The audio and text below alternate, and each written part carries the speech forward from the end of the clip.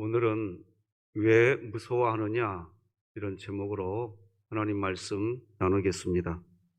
서울대학교 행복연구소를 운영하시는 최인철 교수님은 사람이 행복하다는 것은 영혼이 살아서 숨을 쉴 때 행복해진다고 이야기합니다.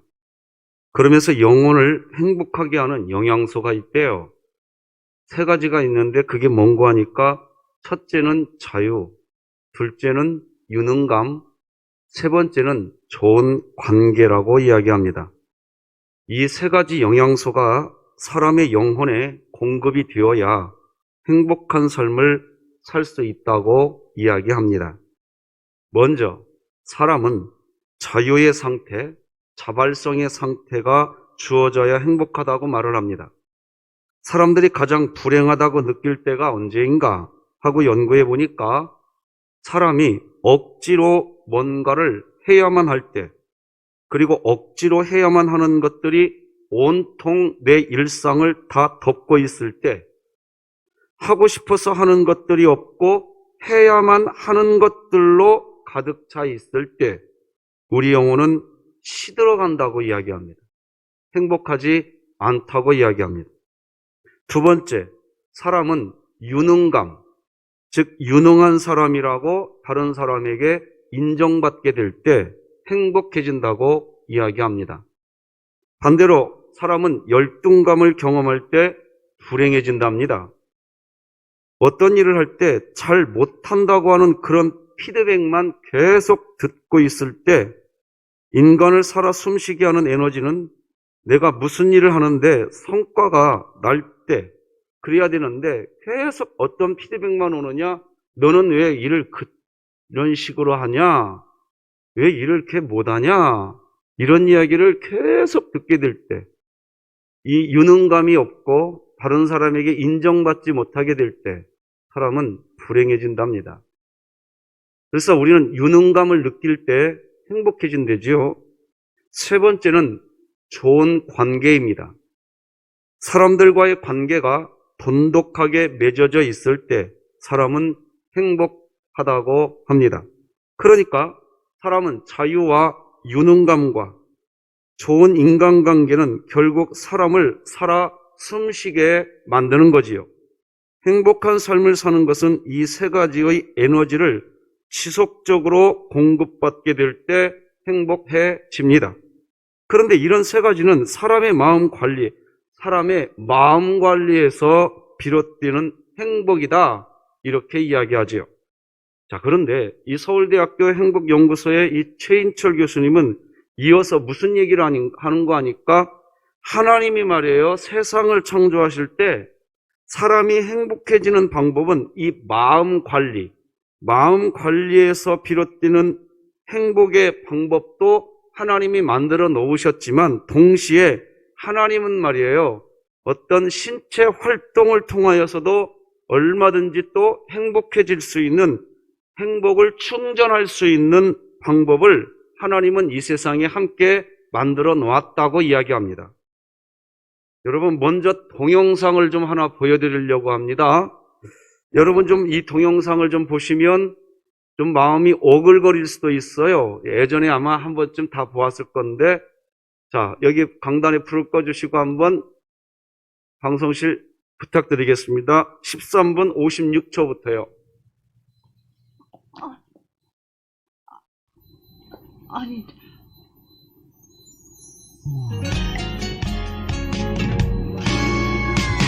이 안에 너 있다. 네 마음속에 누가 있는지 모르지만 내 마음속에 너 있어. 자, 여기까지만 보겠습니다. 기억나시죠? 이 속에 너 있다. 좀 오글거리는 내용이지만 한 번쯤 여러분 흉내 내보신 분들도 많으실 것이라 여겨집니다. 다시 말하지만 이 안에 너 있다. 여러분, 이게 사람이 행복을 누리는 가장 좋은 방법이랍니다. 사람은 사랑을 느끼는 순간 최고의 행복을 느끼게 된다는 거지요. 행복은 마음에 관심 있는 대상이 있는 상태, 누군가에 내가 관심을, 어떤 상황에 내가 관심을 갖고 있는 상태가 행복이랍니다. 마음속에 아무것도 없는 상태가 아니라 관심 있는 상태가 있을 때 행복하다고 합니다.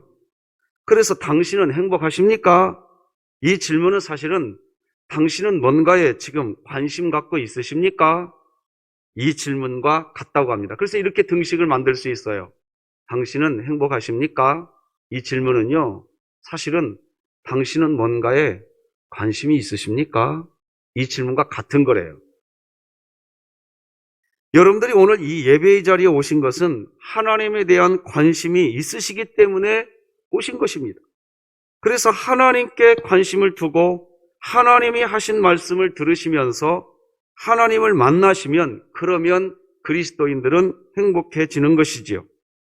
하나님은 우리에게 평안, 즉 행복을 주시는 분이십니다.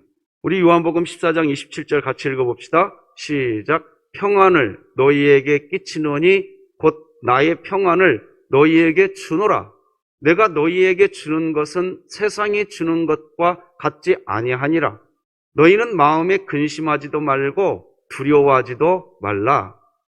어느 글을 하나 읽었는데 예배당에서 예배를 드리고 나오던 분이 쓴 글인데 오늘 예배 드리고 나오니까 참 기쁘시죠? 그랬더니 자기가 요즘에 갖고 있었던 자기 생각 때문에 오늘 나 예배 드리고 왔지만 하나도 안 기뻐요. 왜 그럽니까? 나는 우리 교회 담임 목사님이 마음에 안 들거든요. 그러더래요. 자, 여러분들은 저를 마음에 들어 하는지 안 들어 하는지는 모르겠지만 안 들을 수도 있겠죠. 들 수도 있겠고. 그런데 여러분, 저 때문에 여러분의 예배가 하나도 행복하지 않다면 여러분, 그건 저에게 문제가 있는 게 아니라 우리들 여러분에게 문제가 있는 거예요. 저에게 문제가 없다라는 얘기를 하려고 하는 게 아니라 여러분, 저도요, 여러분도요, 오늘 하나님 만나시기 바랍니다. 이게 중요해요. 아니, 목사님이 그런 문제가 있으니까 내가 하나님 못 만나지요. 아니라고요. 사망의 음침한 골짜기를 다닐지라도 해를 두려워하지 않을 것은 지금도 누가 나와 함께하고 있기 때문이라? 주께서 나와 함께하고 있기 때문이에요. 이게 구원받은 그리스도인의 믿음이거든요. 이게. 그래서 그 주님 때문에 행복해지면요, 내가 별로 좋지 않게 보이던 대상도 사랑스러워집니다. 그런데 한 달이 지나고 두 달이 지났는데도 여전히 나는 담임 목사님이 별로 마음에 안 들어. 이 상태가 여러분의 마음 상태라고 한다면요, 정말 점검하셔야 됩니다. 누구를 예를 들 수가 없어서 저를 예를 들었는데 오해 없이 들으십시오. 하나님만 바라보시기 바랍니다. 예. 그래서 우리는 하나님을 바라볼 때 찾아오는 하나님과 함께하는 행복이 있는 거예요.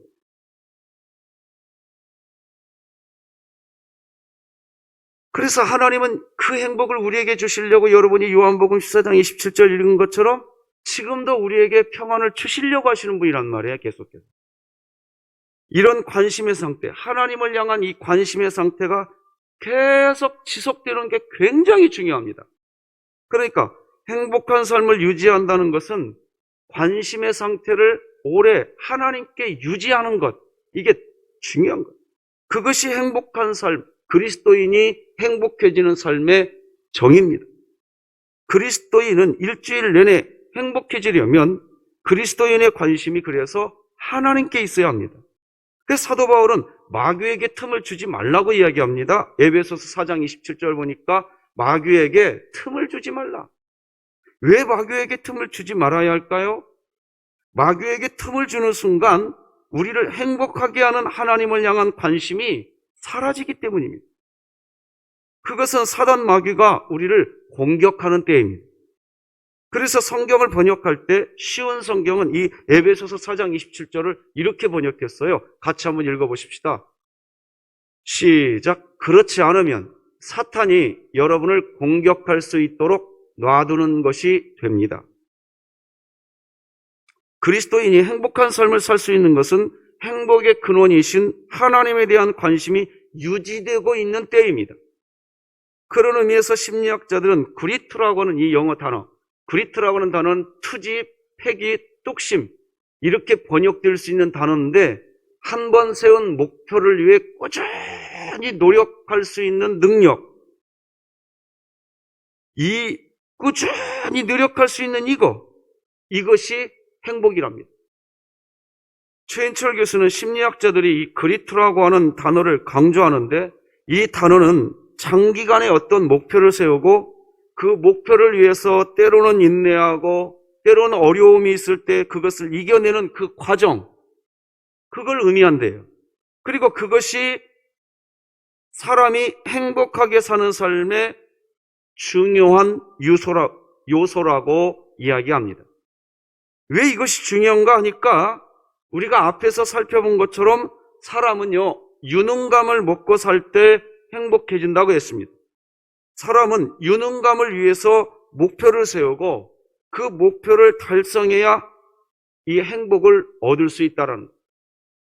사실 교회는요, 하나님의 말씀으로 우리의 마음을 다스리고 마음 관리를 잘 하는 것을 잘 할 때 그때 그리스도인의 행복을 누릴 수 있다고 하니까 사실 우리들이 자꾸 마음이 고요한 상태만 강조하게 된 것도 사실입니다. 하지만 성경은 동시에 마음이 고요한 상태만 행복은 아니다. 분명히 우리에게 이렇게 얘기합니다. 우리가 속으면 안 돼요. 내 마음이 고요한 상태가 되어야 나는 행복해. 아니라는 거예요. 성경은 그렇게 말하지 않는다는 거예요. 물론 마음에 아무것도 없이 평온한 상태, 분명히 행복을 누리는 특징인 것 맞습니다. 하지만 동시에 성경은 사람이 말이에요. 그리스도인이 치열하게 하나님 나라를 위해서, 먼 미래를 향해서 하나님 나라를 위해서 목표를 세우고 매일매일 하나님께 관심을 갖고 그 관심을 갖고 그 일을 위해서 달려갈 때 가시덤불을 만나게 되고 웅덩이를 만나게 되어도 그 하나님 나라를 위해서 달려가고 있는 그 상태 훨씬 더 행복하답니다. 믿으십니까? 우리 교회에 왜 이런 웅덩이가 있는지 모르겠어. 내가 신앙생활을 하려고 하는 내 신앙 여정에 왜 이런 가시덤불이 있는지 모르겠어. 이것 때문에 나는 불행해. 이건 뭐가 없는 상태냐면 하나님에 대한 관심이 없는 상태라는 거예요. 하나님 나라에 대한 분명한, 그래서 사도 바울은 말이에요, 이 사실을 너무나 잘 알고 이렇게 선포합니다. 다 같이 한번 읽어봅시다. 시작. 푯대를 향하여 그리스도 예수 안에서 하나님이 위에서 부르신 부름의 상을 위하여 달려가노라. 예수 그리스도라고 하는 이 푯대를 향해서 달려가는 그리스도인의 삶, 그런 그리스도인의 삶은 그 자체가 행복한 삶인 겁니다. 우리는 한번 예수님을 믿기 시작하면 우리의 삶이 끝나는 날까지 예수님이라고 하는 삶의 푯대를 향해 달려가는 인생입니다. 그러니까 신앙생활을 하면서 정말 행복하기 위해서는 예수님을 얻고자 하는 푯대, 목표를 향해 달려가는 것이지요. 그게 행복입니다. 사도 바울은 이 행복이 가장 좋은 행복, 가장 큰 행복이라는 것을 알고 난 후 세상에 자기에게 유익하다고 여겨지는 모든 것들 다 포기하고 내려놓아 버리는, 그래서 무엇을 얻으려고? 예수 그리스도를 얻으려고. 우리 빌립보서 3장 8절로 9절도 같이 읽어봅시다. 시작. 또한 모든 것을 해로 여김은 내 주 그리스도 예수를 아는 지식이 가장 고상하기 때문이라. 내가 그를 위하여 모든 것을 잃어버리고 배설물로 여김은 그리스도를 얻고 그 안에서 발견되려 함이니. 바로 이겁니다. 그리스도인이 뭔가 푯대를 정하고 그 푯대를 향해 달려갈 때 행복합니다. 예수님이라고 하는 푯대를 향해 달려가는 그리스도인의 삶이 얼마나 행복한 삶인지 성경은 우리에게 보여줍니다. 바로 결박과 환난이 나를 기다린다고 해도, 그렇다고 해도 나는 하나님이 나에게 주신 이 푯대를 향해 내 생명조차도 귀한 것으로 여기지 않고 나는 달려가겠다. 이게 사도 바울의 고백입니다. 사도행전 20장에 이렇게 기록하고 있지요. 사도행전 20장 23절, 24절도 같이 읽어봅시다. 시작. 오직 성령이 각 성에서 내게 증언하여 결박과 혼란이 나를 기다린다 하시나 내가 달려갈 길과 주 예수께 받은 사명 곧 하나님의 은혜의 복음을 증언하는 일을 마치려 하면은 나의 생명조차 조금도 귀한 것으로 여기지 아니하노라. 아멘. 이렇게 말하는 상태는 행복한 상태입니다. 그런 의미에서 오늘 본문도 마찬가지입니다. 오늘 본문의 제자들도 두려웠습니다. 배를 타고 가는데 큰 폭풍이 몰아쳤기 때문입니다. 평생 배를 타면서 고기를 잡던 제자들이었기에 웬만한 폭풍은 이겨냅니다.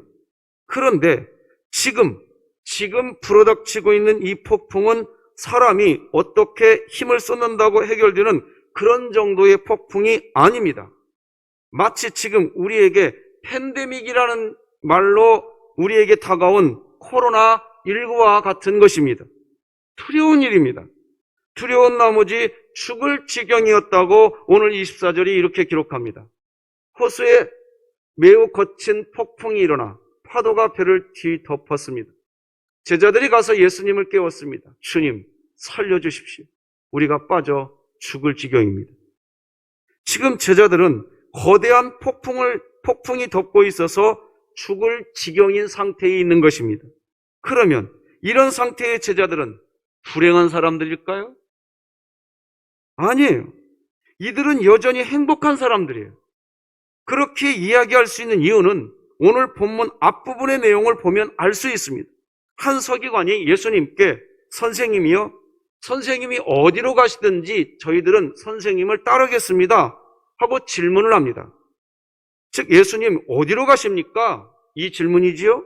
그때 예수님은 뭐라고 그들에게 대답해 주느냐? 여우도 굴이 있고 공중의 새도 거처가 있지만 인자는 머리 둘 곳이 없다.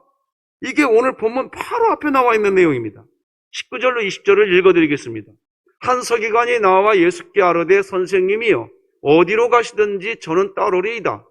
예수께서 이르시되 여우도 굴이 있고 공중의 새도 거처가 있으되 인자는 머리 둘 곳이 없다 하더라. 여러분 이게 무슨 말이지요? 예수님을 따르는 삶을 살게 되면 화려하고 멋진 삶을 살 수 없다는 그런 의미입니다. 다른 말로 하면 지금 제자들이 만난 이 폭풍을 만날 수도 있는 삶이라는 것입니다. 심지어 곧바로 이어지는 오늘 본문 바로 앞부분 마태복음 8장 21절로 22절도 마찬가지입니다. 예수님을 따라다니는 삶을 살면 아버지의 장례식도 제대로 치르지 못하게 될 수 있다. 그런데 그런 고통이 찾아올 수도 있는데 그런데 제자들은 지금 예수님과 함께 배를 타고 함께 가고 있단 말이죠. 21절로 23절 읽어드리겠습니다. 제자 중에 또 한 사람이 이르되 주여 내가 먼저 가서 내 아버지를 장사하게 허락하옵소서. 예수께서 이르시되 죽은 자들이 그들의 죽은 자들을 장사하게 하고 너는 나를 따르라 하시니라. 배에 오르심에 제자들이 따랐어요. 이렇게 주님을 따라가고 있는 상태인 겁니다. 지금 바로 이 모습, 앞에 저는 그리트라고 하는 단어를 설명했습니다. 투지, 패기, 뚝심. 그러니까 한 번 세운 예수님을 따라가겠다는 이 목표를 위해 꾸준히 노력하고 있는 제자들의 모습이에요. 사람은 자신이 세운 목표를 향해 수고하고 그것을 달성할 때 유능감을 경험하고 행복을 누리는 존재입니다. 그런 의미에서 지금 비록 풍랑이 몰아치는 배를 타고 있지만 이들이 자기들의 입으로 말한 것처럼 죽을 것 같은 상황이지만 이들은 여전히 누구를 따르고 있다고요? 누구를 따르고 있다? 예수님을 따르고 있다는 거예요. 저는 목회를 하면서 이런 것을 보게 됩니다. 저분이 교회를 안 왔으면 저런 마음고생할 필요가 없는데 교회 온 것 때문에 마음고생을 그토록 그렇게 합니다. 그런 일들 여러분들에게도 있을 거예요. 죽을 것 같은 고통이 오기도 합니다. 교회 안 다니면 전혀 느낄 필요가 없는데 그런 고통 경험할 필요가 없는데 말이에요. 그런 때 온단 말이에요, 우리에게. 그런데도 오늘도 예배당에 와 있단 말이에요. 왜 그럴까요? 죽을 것 같은 상황이단 말이에요, 지금 오늘 본문의 제자들이. 그래서 이 제자들은 불행한가? 아닙니다. 주님을 따라가고 있기 때문에 행복한 사람들입니다. 할렐루야. 저는 요즘에 우리 진흥교회 성도님들을 보면서 방금 얘기한 것처럼 매주마다 보고 있어요. 방송에서는 계속해서 뭔가 교회에 가면 코로나19에 감염될 수 있는 것처럼 이야기합니다. 위험하다고 자꾸 부추깁니다. 그런데 왜? 그런 방송을 여러분들도 다 보셨을 텐데 왜 이렇게 매주 교회에 오시고 계세요? 왜 영상으로 예배 드리려고 하실까요? 왜 그렇게까지라도 하려고 할까요? 이유가 뭐냐고요? 이유는 우리에게 예수 그리스도라고 하는 목표가 있는 겁니다. 할렐루야. 사도 바울처럼 오늘 본문의 제자들처럼 예수님을 따라가는 삶을 살겠다는 목표가 분명히 우리에게 있다는 거예요. 그 목표가 있기에 하나님께 예배드림이 행복인 겁니다.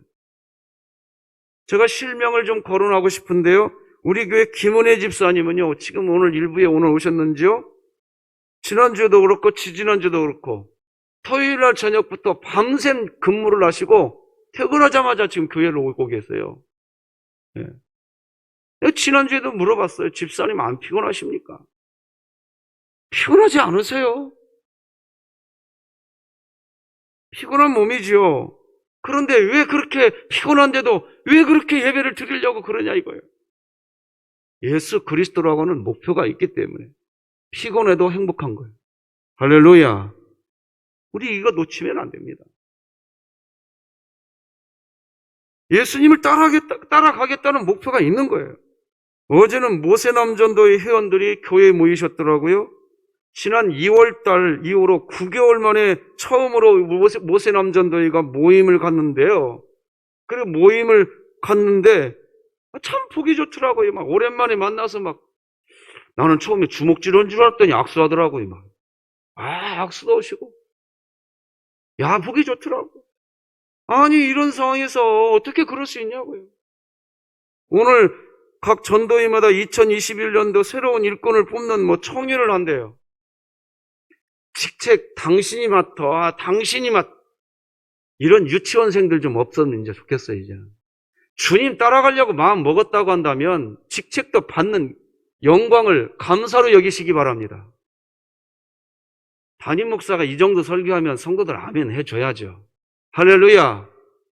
언제까지 그냥 직책 네가 맡아. 아니 예수님 따라가겠다고 사망의 음침한 골짜기도 가고 그러겠다고 했다고 한다면 내가 한번 십자가 메고 가겠습니다. 그런 교회가 행복한 교회 되는 거지요. 직책 안 맡고 뺀질뺀질하고 빠져다니는 성도들 그렇게 신앙생활 해봐요. 교회 다니도 그 행복감의 느낌이 다 달라요. 할렐루야. 우리 진흥교회가 주님 따라가겠다고 했다고 한다면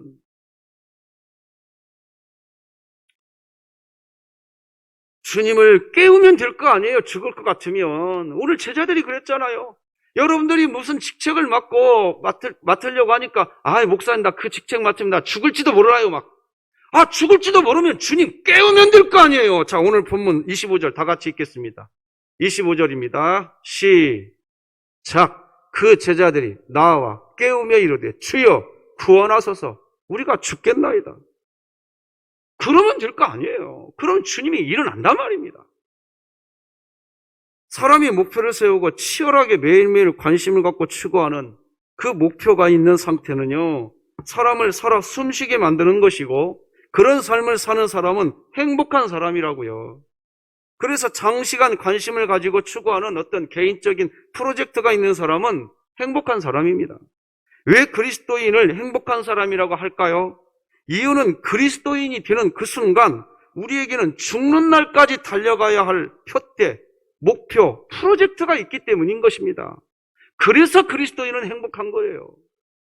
우리에게는 표대가 있는 거죠. 우리의 프로젝트는 이 땅의 사명이 마치는 날 사도 바울처럼 영원한 생명, 의의 면류관이 있는 줄 믿으시기 바랍니다. 우리 디모데후서 4장 7절 8절 같이 읽어요. 시작. 나는 선한 싸움을 싸우고 나의 달려갈 길을 마치고 믿음을 지켰으니 이제 후로는 나를 위하여 의의 면류관이 예비되었으므로 주 곧 의로우신 재판장이 그 날에 내게 주실 것이며 내게만 아니라 주의 나타나심을 사모하는 모든 자에게더니라. 네. 전도회 오늘 청의하다가 성도님이 회장 맡아주세요. 아멘! 나는 이런 때 참 혼자 된 느낌 나. 어떻게 그렇게 아멘해요? 그냥 나는 표대가 있거든. 우리들이 가지고 있는 프로젝트는 한 달 안에 끝나는 것도 아닙니다. 1년이면 끝나는 것도 아닙니다. 우리의 평생을 들여서 달려가야 완성할 수 있는 프로젝트라니까요. 그래서 우리는 그런 목표, 그런 표대를 가지고 가는 존재에게 행복한 존재인 겁니다. 호기심 가득한 한 꼬마의 사진을 여러분들에게 보여드리겠습니다. 마루 틈 밑을 호기심을 갖고 이렇게 바라보는 이 꼬마가 너무 귀여워. 이 마루 틈 밑에 뭐가 있나 하고 보고 있더라고요. 지난주 중에 이 사진을 보고 나서 한참을 봤어요. 저 밑에 뭐가 있을까요, 여러분? 나도 모르겠어, 뭐가 있는지. 그런데 재미있게도 행복은 뭔지 아세요? 호기심입니다, 호기심. 호기심은 창의성의 영역이라고도 이야기하더라고요. 호기심은 행복한 삶을 누리기는 가장 큰 중요한 요소래요. 이유는 뭔가에 관심을 갖고 있기 때문인 거예요. 여러분 한번 우리 자신에게 한번 자문해 봅시다. 여러분은 몇 년째 추구하고 계신 그리스도인으로서의 목표가 있으신가요? 있으세요? 정말 2020년 한 해가 가기 전 내 믿음 단 한 걸음이라도 하나님 앞에 믿음이 성숙되기를 원하는 목표라도 있으신가요? 어떤 분은 그런 목표도 없더라고요. 뭐가 오늘 교회에 와서 기도 제목이십니까? 라고 물으면 하나님 안 믿는 사람과 항상 똑같아. 내 사업 잘 돼야 되겠대요. 내 자식 잘 돼야겠대. 저기 무당집에 가봐야 똑같은 질문이다니까요. 한 해가 가기 전 내 믿음 단 한 걸음이라도 하나님께 가까이 나아가는 믿음의 진보가 정말 나에게 목표가 있냐 이거예요. 이제 딱 오늘로써 54일 남았어요. 2020년. 한 해가 마무리되기 전 여러분은 추구하고 있는 목표가 있으셔야 됩니다. 우리 진흥교회가 왜 매년마다 한 해에 100일을 남겨두고 예배 참석 한 번 더 오기 운동 왜 할까요? 저는 우리 진흥교회 성도님들이 행복했으면 좋겠어요. 그래서 강단 앞에 성도가 행복한 교회라고 그래 써놨어요. 왜? 뭐 할 때 행복한 줄 아세요? 야, 나 오늘 청회 끝났는데 회장도 안 맡았고 청무다. 나 내년에 만약에 여러분들의 교회 생활 중에 그것이 행복이라고 한다면 여러분 진짜 번지수 잘못 찾고 있는 거예요. 그것이 행복이 아니어야 돼. 정반대가 돼야 된단 말이에요. 여러분 다시 한 번 더 질문하겠습니다. 여러분은 몇 년째 추구하고 계신 그리스도인으로서 갖고 있는 목표 있으신가요? 그게 없으니까 불행한 거예요. 신앙생활 하면서도. 그렇게 교회에서 봉사해놓고도 누가 나 인정해주지 않으면 금방 시험 들어버려요. 왜 시험 드냐 말이 도대체. 뭐가 목표냐고요. 그 봉사에서 내가 인정받으려고 하는 것이 목표. 우리 그거 아니잖아요. 우리. 예수 그리스도가 목표 아닌가요? 할렐루야. 몇 년째 고민하고 있는 주제가 있냐 이거예요. 저는 2020년도 거의 1년 내내 가지고 있는 분명한 제 관심이 있어요. 우리 진흥교회 모든 성도님들이 어떻게든지 이 코로나19 시대에 한 명도 애굽으로 떨어지지 않고 다 가나안 땅까지 갈 수 있게 목표요. 제 분명한 관심입니다. 새벽마다 이 자리에 앉아서 하나님께 기도하는 제 1번 기도 제목입니다. 하나님, 우리 사랑하는 성도들 지켜주시오. 제가 어떻게 여러분들 다 지킵니까? 여러분들 담임 목사가 뭘 하면 내 믿음 지킬 거야. 아니라고요, 여러분. 그렇게 믿음 생활하시면 안 돼요. 여러분, 성령 하나님이 왜 여러분 마음 안에 왜 오셨을까요? 보혜사께서 우리에게 이야기하시는 게 있어요. 네 믿음 지키려고 한다면 네 안에 있는 나 하나님, 여호와 하나님 바라보라. 믿습니까? 저는 목회 그렇게 해야 된다고 봐요. 제가 진흥교회에서 막 어떤 참 목회 잘하는 목사로 막 그렇게 목회해갖고 우리 진흥교회는 오면 목사님이 이거야. 여러분, 저는 그 순간 교주가 된다니까요. 저는 목회 그렇게 하면 안 돼요, 제가. 그래, 말씀으로 여러분들이 신방 받으셔야 돼요. 믿으시기 바랍니다. 네. 그래야 우리의 신앙이 건강해져요. 세상의 속도만큼 요즘에 빠르게 변화되는 게 우리의 관심사인 것 같아요. 오늘은 여기에 관심을 가지고 있다가 내일은 다른 데 관심을 가집니다. 우리의 관심이 너무 빨리 변해버려요. 뚝심 있게, 집요하게 관심을 가지고 추구하는 과정.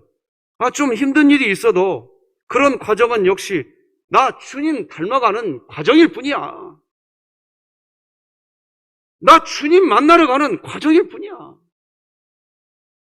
그래서 행복은 땀을 흘리는 노력 또는 신체 활동을 통해서 우리는 행복해질 수 있답니다. 사람은 땀을 흘려야 그래야 행복해지는 존재가 된다고 하나님이 그렇게 우리를 만드셨다는 거예요.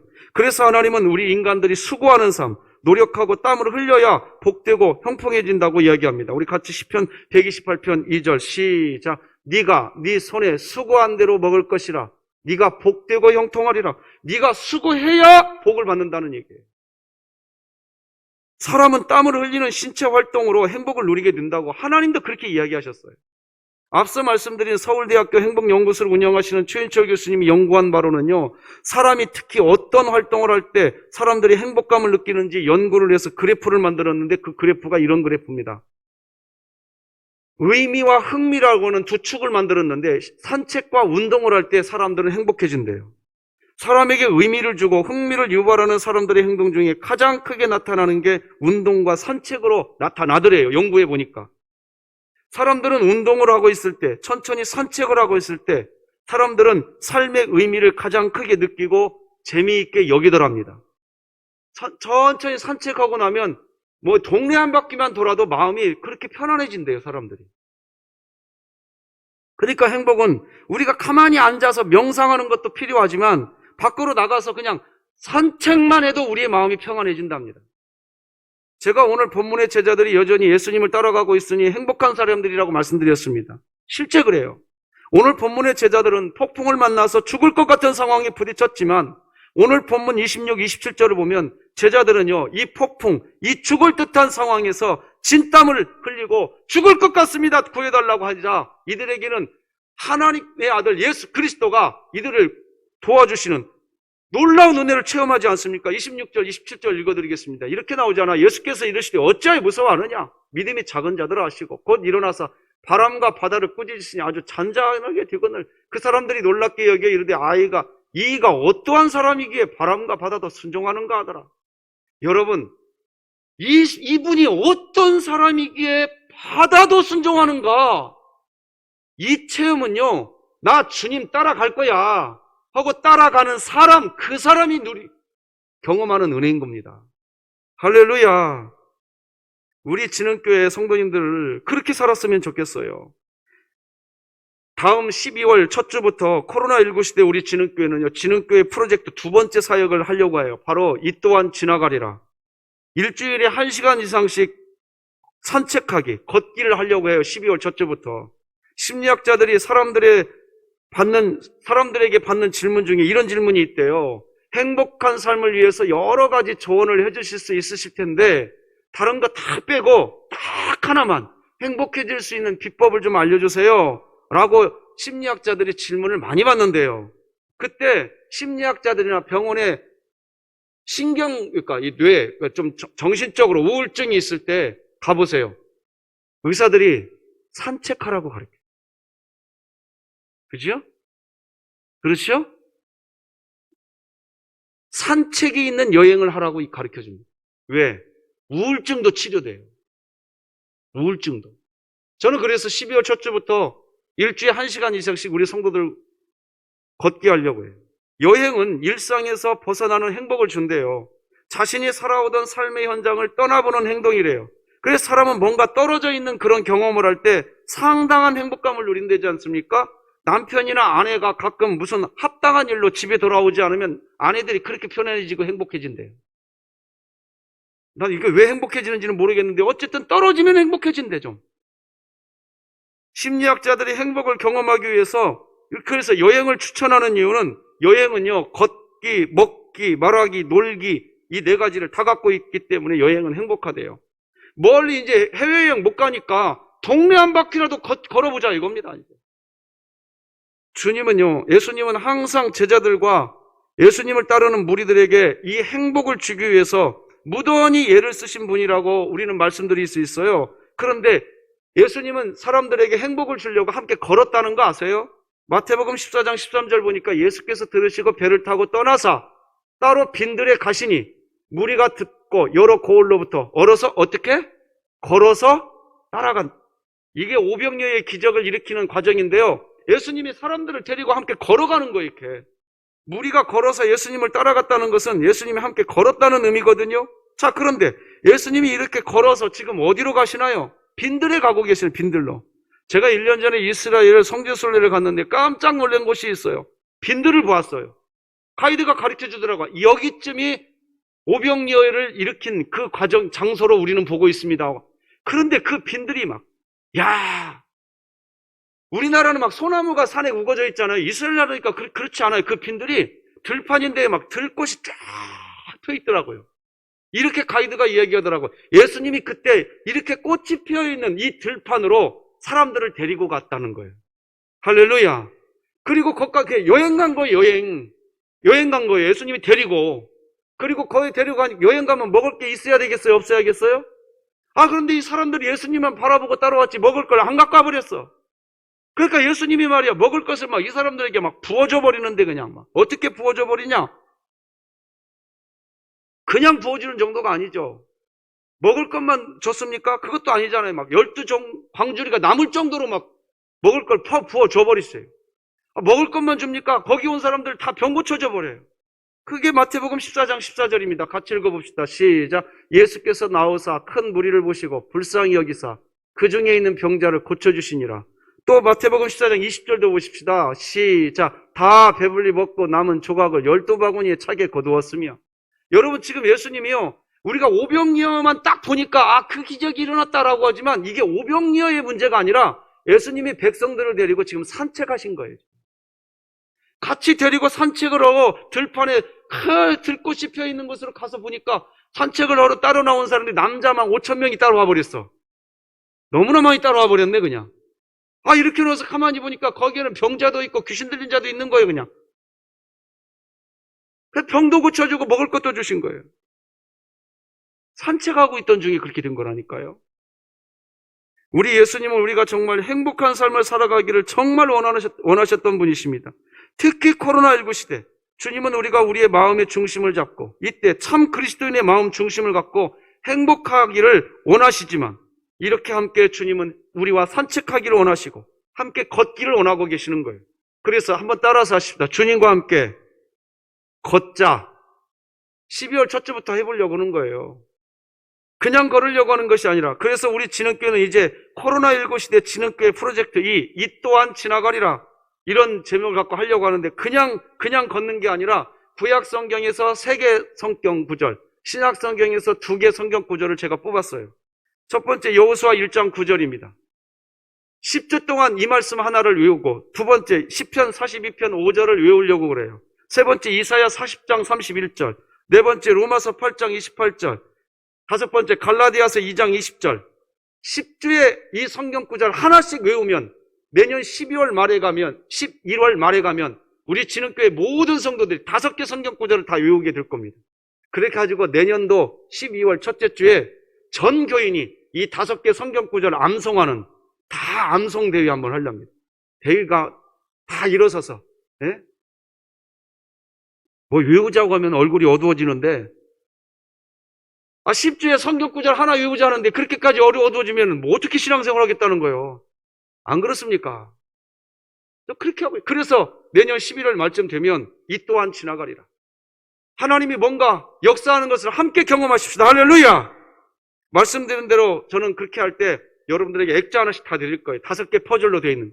10주에 하나씩 조각 퍼즐을 나눠드리고 50주가 되면 이 또한 지나가리라고는 액자가 한 사람당 하나씩 다 완성되도록 해드리겠습니다. 그래서 내년 11월 말에 가서 하나님이 역사하신 것을 같이 보십시다.